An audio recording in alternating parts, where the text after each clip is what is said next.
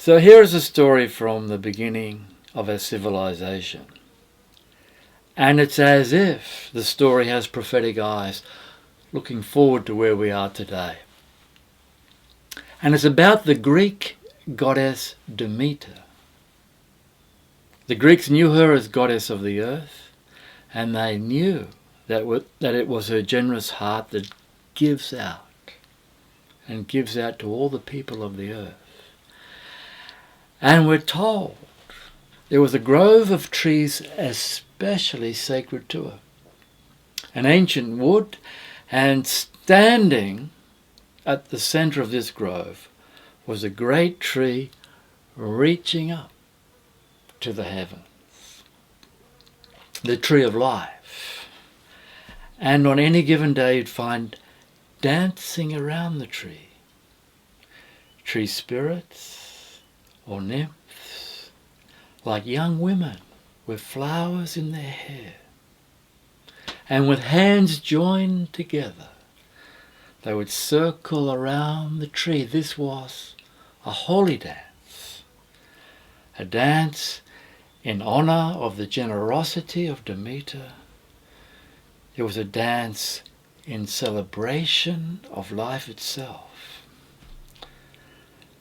But living in those lands was a king by the name of Erysichthon. And let's just say he was one of these kings that wanted more. And with his team of workers, he comes to that sacred grove.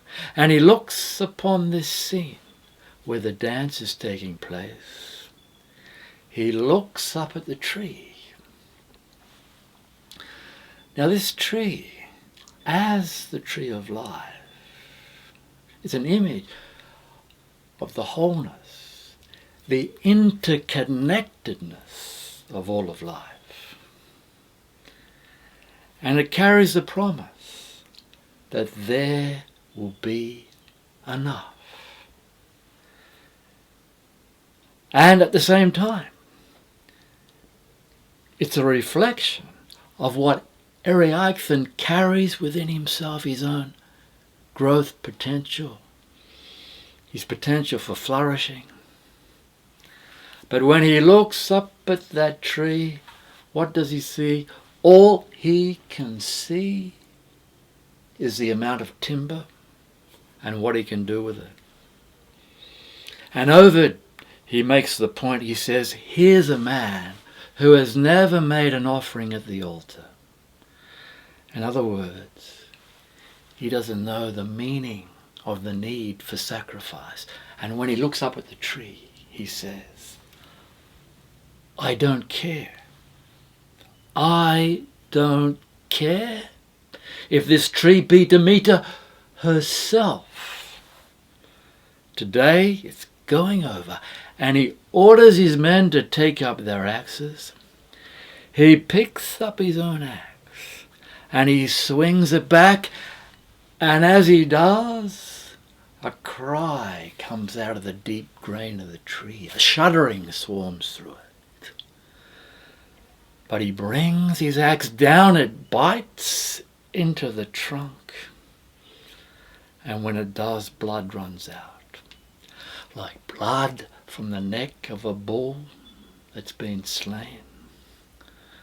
Well, the nymphs who've been dancing there, they stand back aghast. Blood gone from their faces. His workers stand there like they're paralysed. Only one of them has the courage to speak up. He says, please, sir, my lord, look, go no further. You've been given a sign. But Erysichthon's eyes, they turn mad. And with another swing of his axe, he takes off the man's head. He says, have that for your pious thoughts. And then with hardly a pause, he keeps chopping into the trunk. The other workers, they join in with a fear-driven frenzy, wood chip flying everywhere. And the gash is getting larger. The tree is growing weaker until over it goes. Erysichthon looks pleased, but unknown to him, standing in the shadows, is another goddess, her name Nemesis. And she sees to it that acts of hubris carry their price, and she is watching. For the nymphs now, they're around the trunk, weeping. And then still with tears of grief and tears of rage, they run to Demeter, they tell her what has happened. And when Demeter listens to the news, every living thing shivers and flushes at what she might do. Or what does she do? She transforms herself into an old priestess. And she goes limping on a walking stick like a frail, broken old woman. She goes humbly to Erysichthon. And she says, "Please, sir, please stop this damage. Enough damage, please stop." But he says, "Who are you, old woman, to tell me what to do? Get out of my way, I'll put this axe through you." Well, the patience of the earth can reach its limit, and in this moment, Demeter's patience has reached its limit. She resumes her form as goddess, and in the presence of this majesty, the workers, they run away. But Erysichthon stands there transfixed. And she simply says to him, "All right, if this is what you want, have it. Have it your way." And what Erysichthon doesn't realize, these words have come like a curse. What he doesn't realize is that he's reached his tipping point. In the words of a song, something is happening here, but you don't know what it is. And Demeter leaves him standing there as she goes away to arrange for a sinister creature called Hunger to visit him. Yes, Hunger is her name. And what does Hunger look like? It's like her eyes are sunken back into her head like a skull, pelvic bones sticking out, knees like cancerous tumours, a body just wasted away.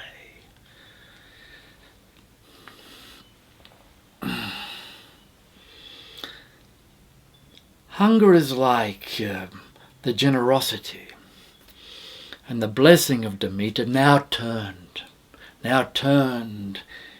into a negative spiritual instinctual power. And Hunger now goes in the night, goes to the house of Erysichthon and sneaks through his open window like a ghost, and she comes over to where he's lying back on his bed asleep, and she wraps her skinny arms around him. She clamps her bony mouth on his, and she breathes into him her terrible breath. An infinite hunger, hunger never to be satisfied. And she leaves him, and he sleeps on. But now his sleep is filled with nightmares. He dreams of sitting at this long table of food. The food tastes like nothing, like eating air, as it can sometimes happen when making a purchase as a consumer. And then a short time later, it's like nothing has happened.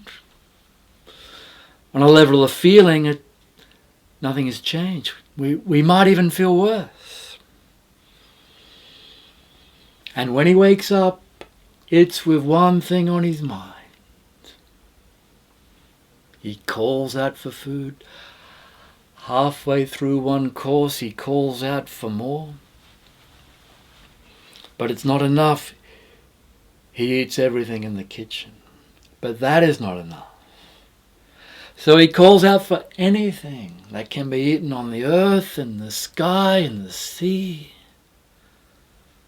But no matter how much he consumes, still the gnawing doesn't leave him.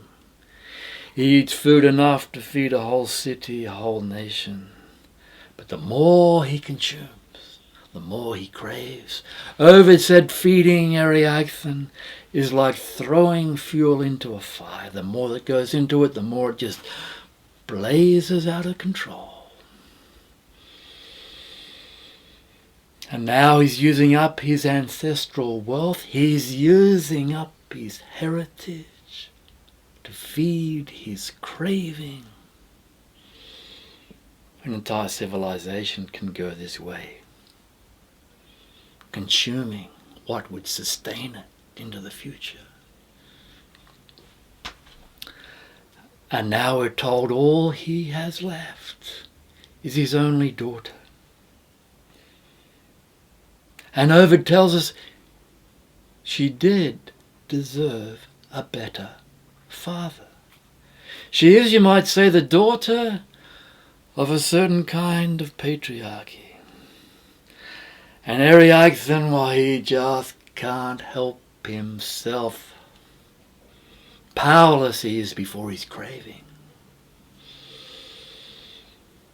So he sells his daughter. Yes, he trashes his daughter to feed his craving. And, when this kind of hunger is on the loose, any number of young women can be treated badly. But we're told that when Erysichthon sells his daughter, she cries out to the gods, and Poseidon comes to her rescue. He transforms her into an old fisherman, and so she's able to escape and back to the girl she was. But when her father discovers her gift for changing, what does he do? He sells her again. And she changes variously into a cow, a horse, a bird, a deer, as he sells her again and again and again. And so it goes. It's what is most precious. Wherever it finds expression, it gets trashed again and again and again. But no matter how many times he sells her, it's never enough. It's never, ever enough. And he is crazed with torment now. It's like his jaws are on fire. As he goes across the landscape, he has become more monster than man. As he goes across the landscape, burning, consuming everything in his path. And he continues through the places he's desecrated, but of course, nothing left. He's reduced to a beggar eating filth until he can stand it no more, and there's only one thing left for him to do. He turns on himself, begins gnawing his own limbs, yes, eating himself. If only he'd paused at the tree of life. If only he'd been attentive at the tree of life. It's way, way too late for that. Eat up the earth in the end. Eat yourself, and he is gone.